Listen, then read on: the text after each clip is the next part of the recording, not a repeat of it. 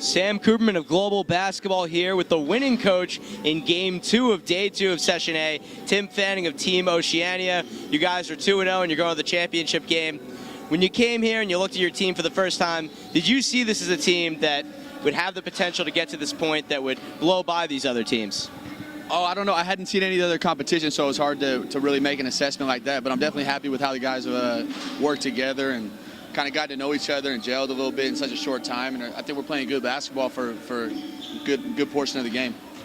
And now, Tim, when you look at this team and what they've been able to accomplish, for you as a coach, you know, you're coming here to coach, but you're looking to potentially bring a few guys back with you in New Zealand. What are you looking for in a potential prospect, and how have the guys that you've seen thus far matched up to that?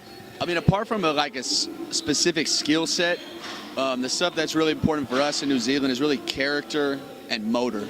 So, they got to be a good guy. They got to love playing basketball. Our local players really love playing basketball, so that's important that whoever we bring out there also loves to hoop. And then they just have a motor, because you're going to go through adversity, you're going to go through tough spots, both within games, within practices, being overseas, being in a new country, all that kind of stuff. And so you got to have motor on you. It's something that you want to do. And so I've definitely seen that with some of the guys on our squad.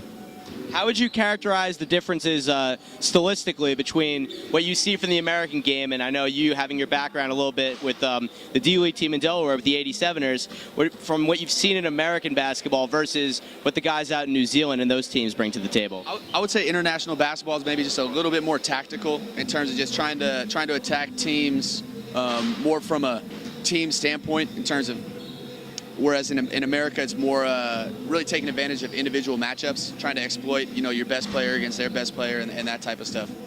And at least for you, in terms of what you've been able to teach these guys in a limited amount of time, have you been able to really teach them any of the set pieces that you run in your offense, or is it more about, just getting the guys group together, letting them go out there and just rotating them at the right times? Yeah, more about letting the guys go out there and rotate them at the right times. On defense, we've talked about some of our defensive rotations. On offense, it's a little complicated to try to get that done in one practice, so I just try to keep it as simple as possible, try to put the players in good spots to make plays, and then on defense, just kind of emphasize the importance of effort on the defensive end of the court.